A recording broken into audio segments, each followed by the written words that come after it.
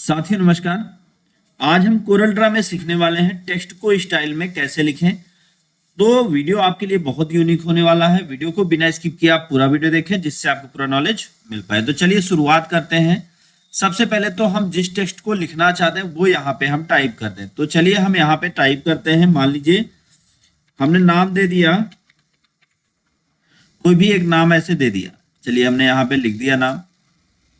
अब नाम लिखने के बाद इसकी साइज को हम बड़ा या छोटा कर लेते हैं। दूसरा एक बात और ध्यान दें, कितने बड़े पेज में आप इसको ड्रॉ करना चाहते हैं वो भी आप यहां से कर ले। पेज की सेटिंग करने से फायदा आपका ये है कि आपको कंफर्म हो जाएगा कि आपका पेज कैसा है और किस तरीके का है। तो इसको आप लैंडस्केप कर लेते हैं। हम यहाँ पे ऐसे ही रहने देते हैं, बाकी और सारी चीजें ठीक है, ओके कर देते हैं।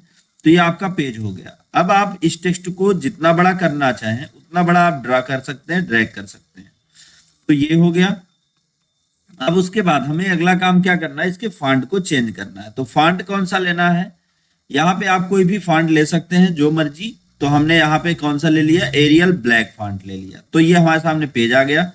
अब इस पेज के बैकग्राउंड पे हमें कोई मतलब इसका बैकग्राउंड बनाना है, इस पेज का बैकग्राउंड। तो कैसे करना होगा, एक तो तरीका का, आप रेक्टेंगल लेके ऐसे पेज में क्लिक करके आप ड्रैग करें, फिर जाके ऑर्डर में सेंड टू बैक करें, अरेंज में ऑर्डर में टू बैक, तब ये पीछे जाएगा। दूसरा तरीका क्या है, दूसरा तरीका है कि आपको पेज के बराबर ही रखना है। तो रेक्टेंगल टूल पर आप माउस की लेफ्ट बटन 2 बार क्लिक कर दें। तो अब अगर आप यहाँ पे देखेंगे तो यहाँ पे रेक्टेंगल बनकर सेम पेज के साइज का तैयार हो गया है। मैं बैक कर लेता हूँ, कंट्रोल जेड, ये आ गया। अब यहाँ पे कोई कलर फिल करते हैं, कोई हल्का सा कलर। तो जैसे आप ये भी फिल कर सकते हैं, यहाँ पे बहुत सारे कलर हैं। अगर इन कलर से आप कलर नहीं चाहते, कोई इनके अलावा कलर चाहते हैं, तो आप इसी पे टैप करके रखिए, इसे क्लिक करके। तो यहाँ पे आपको बहुत अलग अलग कलर दिखाई देंगे। तो जो भी कलर आप चाहते हैं उस कलर पे आप क्लिक कर दें। तो हमने ये कलर पे क्लिक किया तो अब देखिए आप इसका बैकग्राउंड अलग हो गया। अब इस टेक्स्ट को लेते हैं। टेक्स्ट को कौन सा टूल लिया है अभी ध्यान से समझिएगा। हमने पिक टूल लिया है। पिक टूल से हमने टेक्स्ट पे क्लिक किया। अब टेक्स्ट पे क्लिक करने के बाद अब हम आ जाएंगे टूल बॉक्स में। एक टूल है आउटलाइन।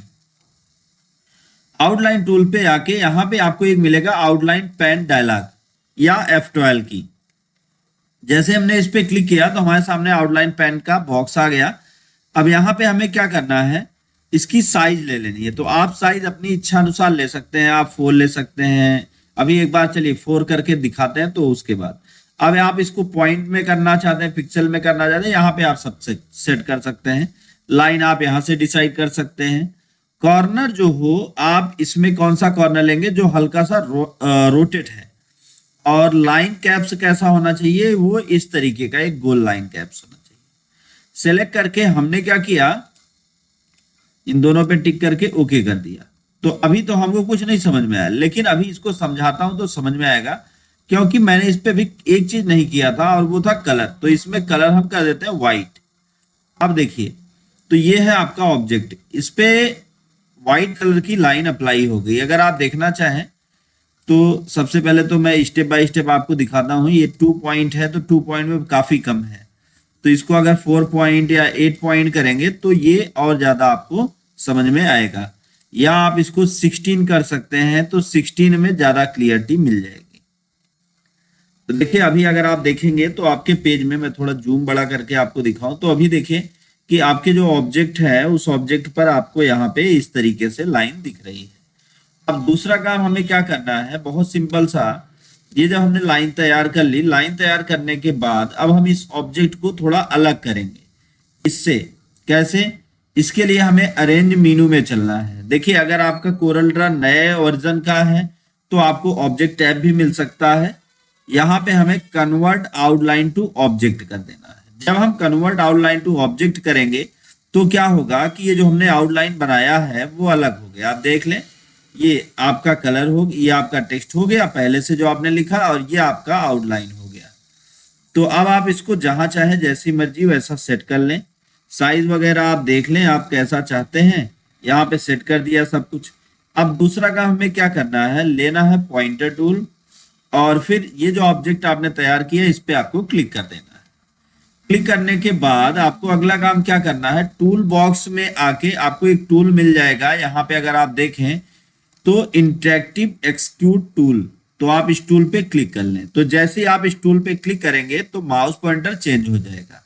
अब एक बार इस ऑब्जेक्ट के आउटलाइन पे क्लिक करके आप इसको जितना या जिस एंगल पे चाहें उतना या उस एंगल पे ड्रॉ कर सकते हैं या घसीट सकते हैं। तो हम बीच वाले पे चल के ही इसको थोड़ा सा इस तरह से करते हैं और इसकी साइज को हम जैसा एडजस्ट करना चाहें उस तरीके से एडजस्ट भी कर सकते हैं। तो एक तो ये हो गया। अभी जैसे ये आपको लग रहा है कि ज्यादा है तो आप एक बार, मैं कंट्रोल जेड करके बैक होता हूँ, यहाँ से कॉर्नर से आप पिक कर सकते हैं। तो कॉर्नर से आपको थोड़ा और ज्यादा क्लियरिटी मिलेगी। यहाँ पे आप जैसा बढ़ाना चाहें या बाहर भी आप बढ़ाना चाहते हैं तो आप वहां से भी इसको इस तरह से सेट कर सकते हैं। जैसे यहाँ से हमने क्या किया, ये ऑब्जेक्ट है, इस पे ले लिया और यहाँ पे हमने ड्रॉ कर दिया। तो ये हमारा ऑब्जेक्ट अपने हिसाब से हमने इसको एडजस्ट कर लिया। अगर और ज्यादा व्यवस्थित करना चाहते हैं या कम करना चाहते हैं तो आप इस टूल का यूज करके इसको आप व्यवस्थित कर सकते हैं। तो अपने हिसाब से इसको आप एडजस्ट कर लीजिए।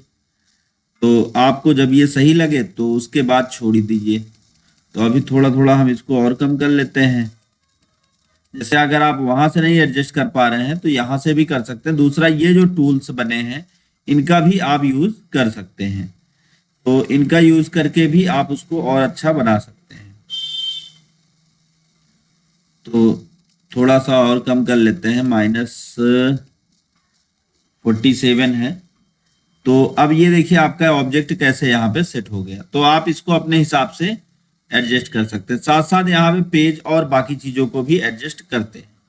ये सब सेट करने के बाद अब आपको क्या करना है, इसी टूल में प्रॉपर्टी बार में ही आके आपको यहाँ पे एक टूल मिलेगा जो आप देखिए। तो यहाँ पे इस टूल का नाम है एक्सक्यूट टाइप। एक्सक्यूट टाइप के अंदर आके आपको मिल जाएगा एक टूल इस तरीके का। आप ध्यान से देख लें तो यहाँ पे लेफ्ट से सेकंड वाला है, इस पे आपने क्लिक कर दिया।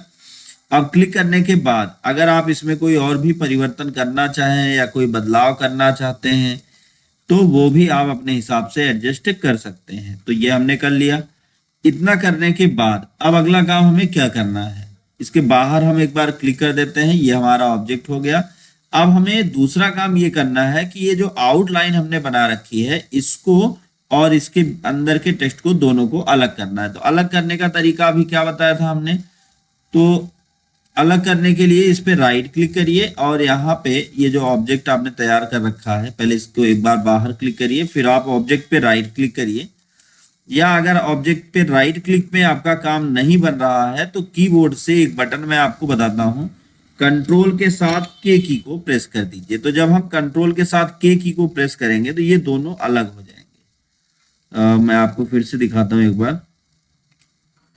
तो अब हम इस पे क्लिक करते हैं और क्लिक करके राइट क्लिक करते हैं। तो यहाँ पे आ गया ब्रेक एक्सक्यूट ग्रुप अपार्ट। इस ऑप्शन पे क्लिक करते हैं या आप कीबोर्ड से कंट्रोल के की को प्रेस करते हैं। अब इसका फायदा क्या होगा कि जब आप इसको इस ऑप्शन का यूज करेंगे तो ये दोनों जो है अलग हो जाएंगे। यहाँ पे आप देखेंगे तो वो अलग हो गया, वो अलग हो गया। तो अब हम क्या करते हैं, दोनों को कंट्रोल जेड से फिर जोड़ देते हैं। अब हमको कुछ करने की जरूरत नहीं। अब हमें यहाँ पे इस पे क्लिक कर लेना है। क्लिक करने के बाद अब हमें यहाँ पे कलर फिल करना है। तो कलर फिल करने का तरीका क्या है, आप आ जाइए यहाँ टूल बॉक्स में, आपको एक टूल मिलेगा फाउंटेन फिल। फाउंटेन फिल पे जाइए तो आप यहाँ पे आप एक तो है टू कलर, आप अपनी मर्जी का कोई कलर दे सकते हैं या आप कस्टम कर सकते हैं। तो कस्टम में आप यहाँ पे चुन सकते हैं। तो जैसे हमने इस पे क्लिक किया तो हमारा ऑब्जेक्ट कुछ इस तरह से ये दिखने लगेगा। अब यहाँ पर हम कोई दूसरा कलर देना चाहते हैं या कोई और कलर देना चाहते हैं तो वो भी एडजस्ट कर सकते हैं। चलिए टू कलर पे आते हैं। यहाँ पे हमने फिल में ये कलर दिया और फ्रॉम में और टू में हमने इधर ब्लैक दिया और इधर हम कर देते हैं येलो। और ब्लैक और येलो कैसे दिखाई दे वो हमने सेट करके अब कर दिया ओके। तो अब हमारा ऑब्जेक्ट कुछ इस तरह से दिखेगा।